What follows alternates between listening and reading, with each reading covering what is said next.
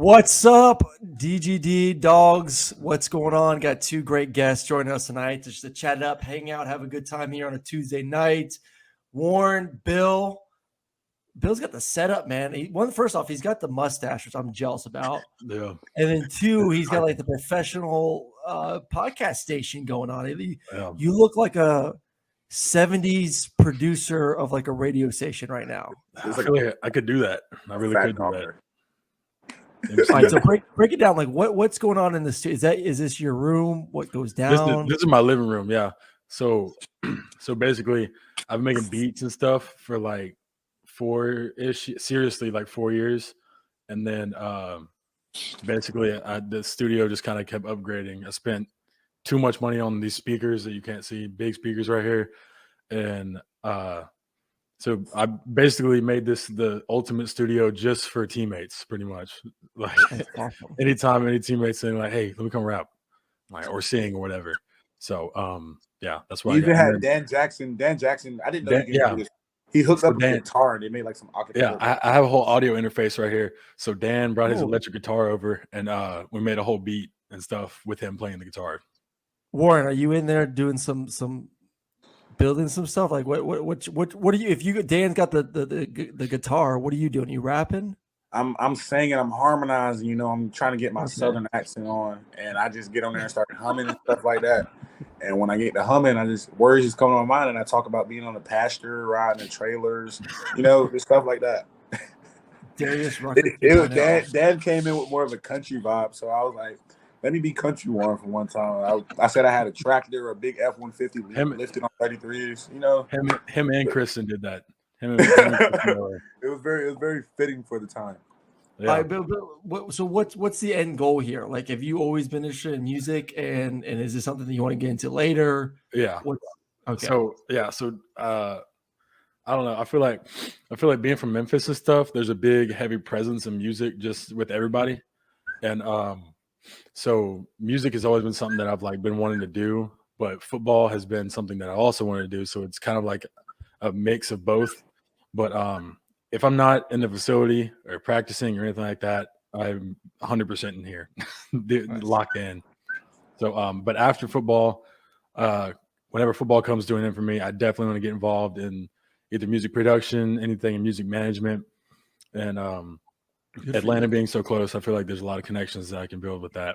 So, I've seen the Elvis Presley movie, so I know that Memphis has that music, but you're in a good spot too, man. Atlanta and the music is where it's at. All right, Warren, for you, since we're on the topic of post-football career, and we all know we're all going to play in the NFL for 15, 20 years. So, I mean, this is when you're Tom Brady's age, maybe we'll talk about it. But what do you want to do? What's your goals after this abuse you're done putting on your body? I already have my 15 years set up. So I said in 15 years I want to be retired, have a property management company, a mortgage brokerage company, and build a sustainable housing in Savannah. So it's like when if I'm blessed enough to go to the NFL, I'm gonna take my money, invest it into property management and real estate, and I'm gonna try to build my real estate. I'm trying to be a tycoon in real estate, and the eventual end goal is build affordable housing in Savannah, Georgia, to where I want everything vertically integrated. So I own the property management company, the real estate company, the brokerage, all that, the mortgage company. Yeah. Dude, I was just in Savannah. I was speaking at the Savannah Touchdown Club 2 weeks ago, and I've never really been to Savannah before. That's a great little town. You gotta take your wife out there. I know. Well, I told I told my parents I was there, and I was like, man, this is a cool little town, because I got there the day of, walked around, and my parents are actually going this week. Like, they're going Thursday through Sunday. They've never been. They're just going to stay downtown, have a good time. So tell them just go downtown, walk around River Street, and just enjoy the views. I feel like as I got older, I realized I put more respect on Savannah. And I said, if I'm going to come back here and do things around here, I want to be in a relationship. Like that's the vibe it gives you. Like, let's walk down this beautiful scenery with my wife and just take it all in. Like, it's amazing down there. It's crazy. Are you married? Like, you're already talking. Like, my man's like an old man over here. He's like, I want to build a real estate portfolio and walk around River Street with my wife. You Literally. Really got to plan it out now. Yeah, you got to have the plan, and you got to put the plan in motion. You got to manifest it. Are you in a serious relationship right now, or what? Nah. Okay. We're trying to settle down. Bill, I know that mustache, like at Bourbon Street, it's got to get all the ladies. Yeah, no, I've been in a relationship for coming on 10 months. Okay. Yeah. So she a Georgia girl? Mm-hmm. Nice. Bill's keeper. We're proud of Bill. I'm happy that my guy doesn't want to go back to Memphis. That he seems to be loving the Georgia lifestyle right now. I do like the Georgia lifestyle. I love Memphis. Memphis is forever my home, but I do love Georgia. I tell you what, we tore up Bill Street my freshman year. I'll tell you that. Oh my goodness. Oh my gosh. We had a good time at Bill Street. Bill Street's we played like crap in the bowl game, but we had a good time though. Oh what's Bill Street?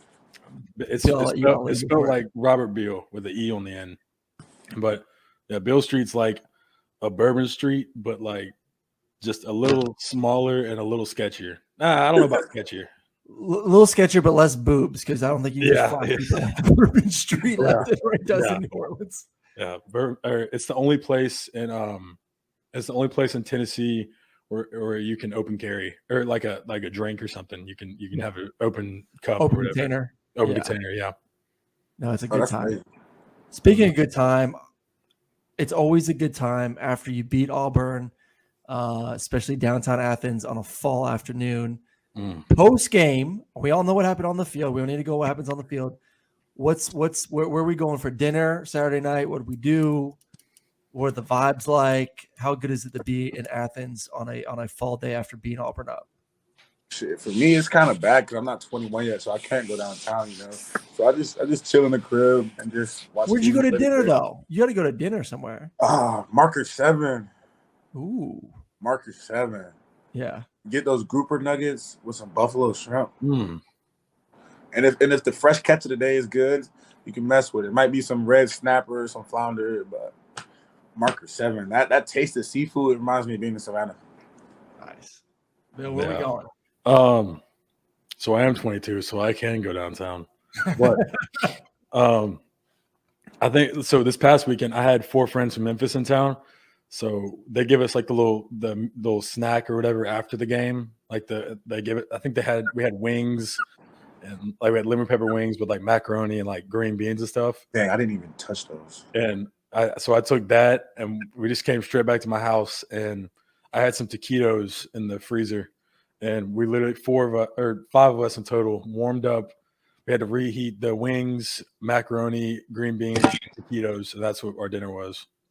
You don't take your boys out to like Last Resort or I just knew it was going to be crowded. I was like, I hate dealing with big crowds like that, especially like when I'm going to eat.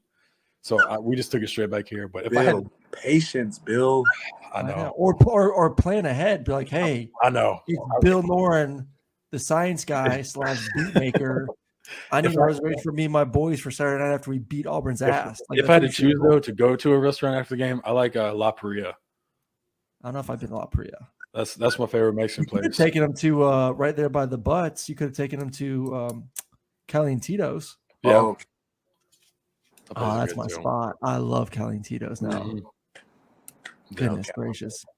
All right. How? So we're halfway through the season. How the body's feeling right now? I know y'all grind during the week. It's just all about taking care of your body. If you take care of it, it's gonna bounce back every day. So I mean, my body, it feels like how it felt at the beginning of the season. I cold tub every day. I roll out every day and night, twice a day. I'm in the hyperbaric chamber 3 times a week. Like, my body feels amazing. Yeah, my hamstring's a little dinged up right now, but I've been going to treatment for the past week and a half on it. And I mean, I guess that'll come with just going through a normal season. Everyone gets a little dinged up towards the beginning or the middle of it. So yeah, just go to treatment like you said.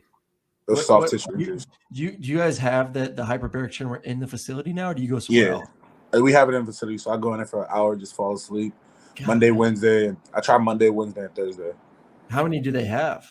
Just one, but I'm usually I think you're hogging it like that for an hour. Damn. But I'm one of the, I tell guys like get in it, but I'm one of the only guys. It's probably a handful of guys that use it. Probably 3: me, Lad, and Chaz. A bunch of people use it during camp. Yeah. Well, because I'm taking all accountability for that because I put everybody on. I said Tom Bender told me to get in the hyperbaric chamber. So he advertised it for the whole team pretty much. I said, guys, Dude, this they're helps. huge. I think we need some more though, like at least 3 of them. Yeah. No, I would think 3. Hey, listen, they got the money. Tell them to go spend it. I'll tell Brooksy. We spent 300. Never mind. I don't think we can talk about that. How much? I don't know how much they cost. A lot of it. We just got some new turf, and I just know it's a pretty penny. Oh, in the indoor? No, new grass. New grass. What do you guys prefer? Like, it's so funny. Like, grass. But the turf's so nice nowadays, though. It feels like grass. Turf, no? I feel like most of the time you see people get hurt, it's on turf because turf doesn't give way. Turf is just it's artificial. Like grass is gonna rip up and tear if you put too much. I feel like different teams have different turf too. Because like when we're playing like Missouri's turf, like it's not bad. Like, it wasn't awful, but like even when we played for the Natty, like that turf was like rock solid. Yeah, dude, we had that turf. So when I was in Kansas City, we had our indoor. We had that turf. I mean, it was bad, and it would be, you know how cold it was in Indy. We'd be like in December, January practice, Friday practice, and all the vets would be like, let's go outside and practice. 10 degrees outside, windy. And they're like, we don't want to go inside because that turf sucks so bad. Damn. And I'm a backup quarterback, so like I'm not doing any reps. So I'm just sitting there freezing my ass off at practice. Like, can we please go inside for God's sakes? It's too cold out here. It's all right. So on Blue Mountain State, they said backup quarterback was the best position to play. Is that true? Oh, it's pretty good. It is pretty good. So I was with Chase Daniel. So I don't know if y'all know or heard of Chase Daniel, but Chase did it right. So Chase has been in the league. God, Chase has been in the league for like 14 years. Has played 5 games. Has made $40 million. Has played 5 games as a backup quarterback. That is the life. The life. Plays preseason. You know, maybe one half, maybe a game and a half during preseason, and then just. And you're not even really experiencing like the full like mini camp and all that stuff like that. So you're kind of chilling for. I mean, regardless, like I don't know all the quarterback drills and all that stuff that goes on. No, it's not that physical. He's gonna retire at late 30s, made $40 million, and his body will feel like he's early 30s, late 20s. Oh, he did it right. That is crazy. Right. He did a good job. That's wild. All right. Well, Warren, Bill, y'all get back to I think Warren, you're in study hall, just finished. Bill, I want to hear some beats one day. Maybe we'll do a show with you doing some beats. We'll have some fun. Hey, we can do a whole live. Y'all gotta get Bill like to make a beat live. I was gonna say I can do a whole live stream on what goes into making beats. If anyone would be interested in that. Hell yeah, let's do it. Let's do it next week. During the bye week, if you have some time, let's do it. Yeah, for sure. People love it. All right, boys. Appreciate it. Kick some ass against Vandy this weekend. Appreciate you. I appreciate you. Thank you, bro.